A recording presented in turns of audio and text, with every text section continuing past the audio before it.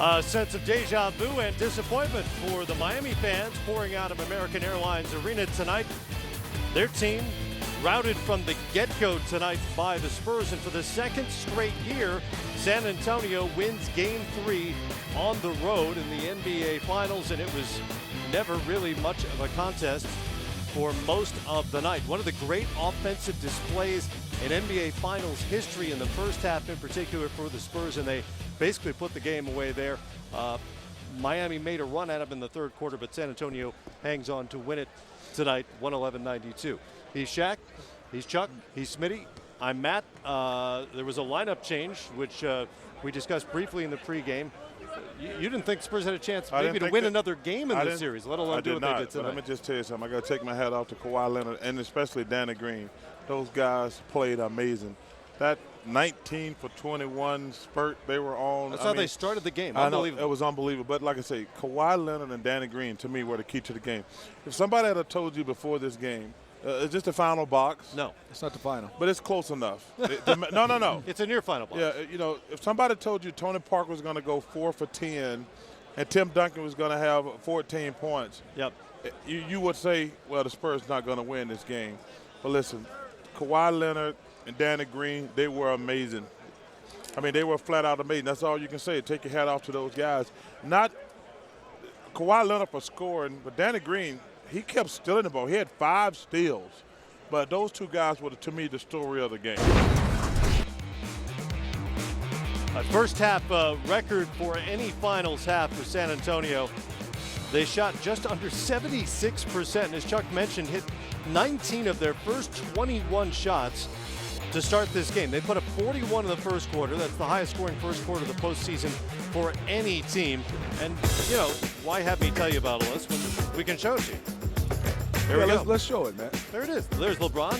There's Kawhi, who had a total of 18 points through 2 games, which could be excused given the fact that he's chasing around.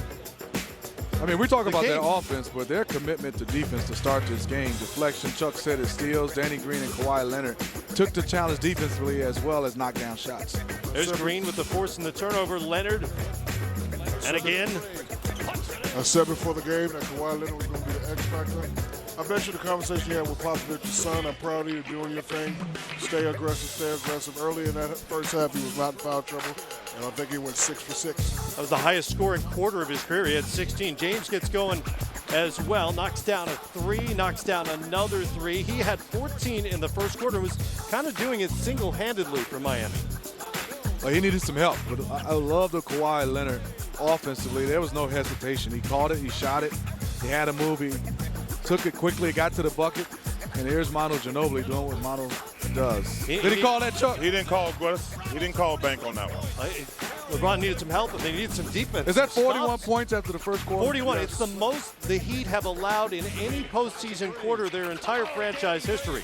Danny Green played well tonight, mixed it up, shot the jumper when it was open, and drove when they defended the jumper. You know, and Matt, that's one thing I've been critical. A lot of NBA players who are three-point shooters, if they don't shoot the 3, they never put the ball out. Danny Green did that probably 5 times tonight, and it worked for him. You don't have to shoot a 3. You can, if they run at you full speed, you are allowed to go inside the drive toward the basket, dummies at home. There's Boris Diaw with the 3.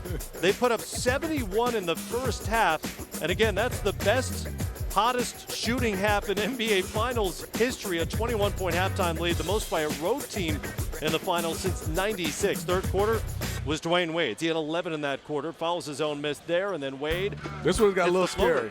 Got a little scary. A little bit. Just for the game of runs, the Heat came back, but San Antonio, we never panicked. Got a music change, maybe befitting the change in direction this game took in the third quarter. That's that country music, Chuck. Do you know anything about country music? Yeah, I'm from San Antonio. Name me 3 country artists. Alabama. Ooh, that's nice by Kawhi Leonard. Okay, that counts for 1. Garth Brooks. Okay. And Reba McEntire. Oh, way to pull Reba McEntire. Roll on with 18-wheeler. Meanwhile, you got to know when to fold. Meanwhile, that's Kenny Rogers, man. Kawhi's dunking on people. James. He had 7 turnovers. LeBron had some tough turnovers in the second half, 5 in the second half. A lot of them were just unforced and sort of silly. Well, some activity by the San Antonio Spurs to give Kawhi Leonard a lot of credit. Doing an excellent job of being able to bother LeBron James. And Tony Parker hitting threes like this, it's nights out. Well, listen, you got to take your hat off to Greg Popovich also. We're talking about Kawhi Leonard and Danny Green. Making that change in the lineup made a more offensive team, and it really worked. Big time play by Patty Mills. Getting that steal and getting out for Model being Who was that, Chuck? Patty Mills. No, the other guy. Ginobili, man. Oh, I'm sorry. Ginobili, my man. You ain't really giving it to us, No. Chuck. Hey, man. No, we in Miami. He's so scared. We in Miami. He's so scared. Right now. We're in Miami, Chuck. I'm pretty disappointed with the quality. Did he big boy Chris Bosh on that Yes, play? he did. Matt, I'm Big not boy going to move. use my A game on you. I got to wait till Ernie come back. It's the NBA Finals. Come on. Oh, Ernie's not coming back. My bad. No, not for this series. No, sorry. I bet he's on the beach right now with a little umbrella in his drink. 18 in the first 2 games for Leonard, 29 in Game 3, 10 of 13 from the field. You guys talked a little bit about how he needed to be a factor. I don't think anybody expected this kind of a factor from Leonard, who is as aggressive offensively as I think I've ever seen him. Very aggressive, no hesitation, catching the basketball, wasn't thinking, Chuck and Shaq. He was just catching and shooting, caught the basketball, drove it hard, and he was on the floor more than 30 minutes, 39 minutes tonight. And if he gets the chance to play more than 36, they have a chance to win games. Yeah, Go ahead, Chuck. I've never seen him that aggressive, but he was fantastic. I've never seen a team play that well in a quarter or a half of basketball. Nobody ever has in the finals. But it was something like, you can go by old tapes and stats and things, but to see it firsthand, it was incredible. They were making everything, especially when you saw my man Ginobili bank that 3 off the glass at the end of the first quarter. But 41 points in a quarter is amazing. Greg Popovich has said many times that Kawhi Leonard is the future of the San Antonio Spurs. And I know for a fact the conversation you had with him was, son, stay aggressive. We know you guarded LeBron James. We know you guarded Kevin Durant last series. You're too young to be tired. But just stay aggressive, stay aggressive.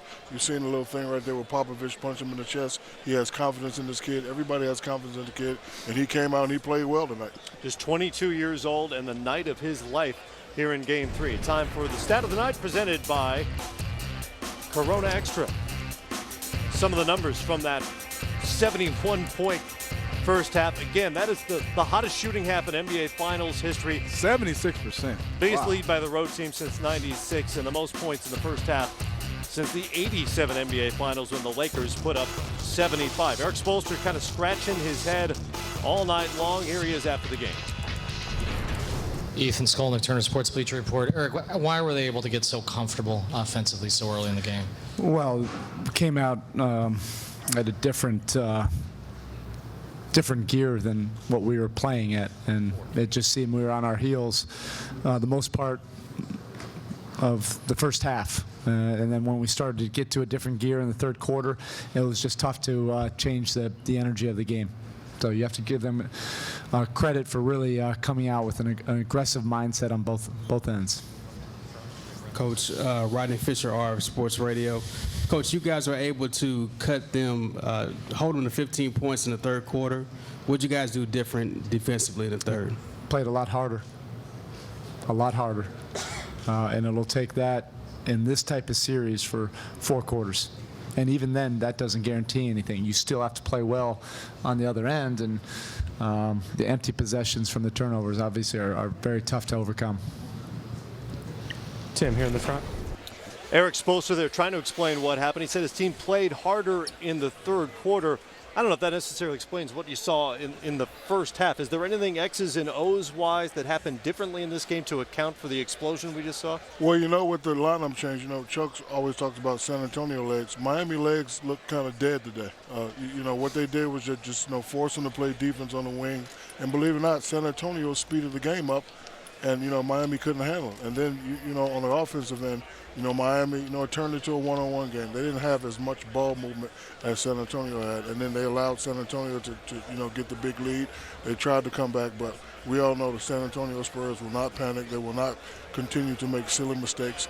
And they kept the lead, and they got home court advantage back. Chuck, what I saw, Chuck, was Kawhi Leonard and also Danny Green in that first quarter. Usually they try to establish Tim Duncan. Yeah. They went to 2 guys who scored the basketball. Danny Green, like Chuck said, like we were talking about it, he only had 1 3 tonight. You would have thought Danny Green to be able to score the basketball. He had 3 or 4 threes.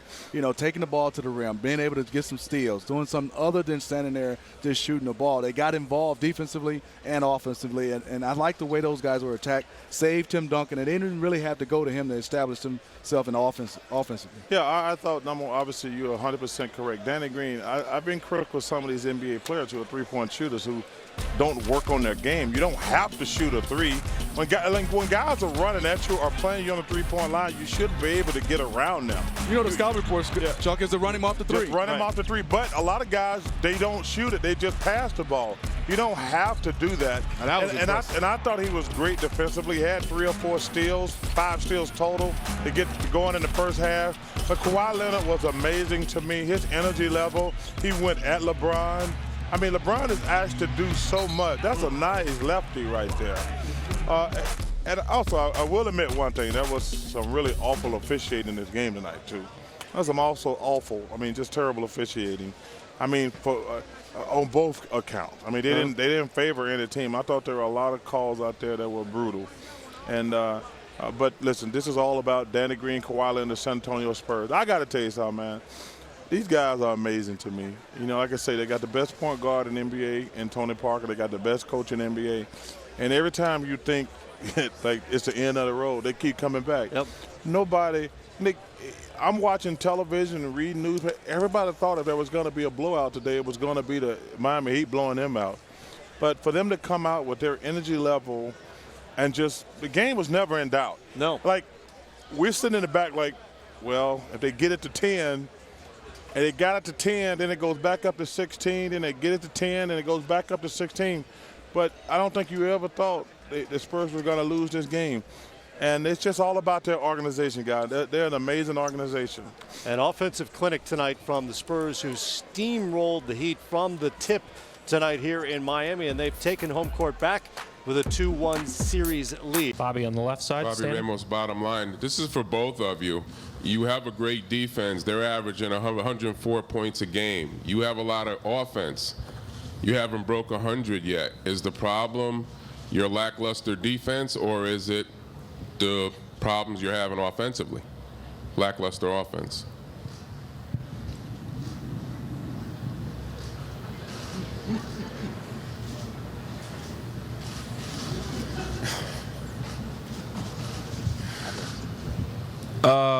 The problem is we're down 2-1.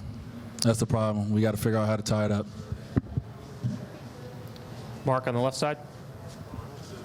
2-2.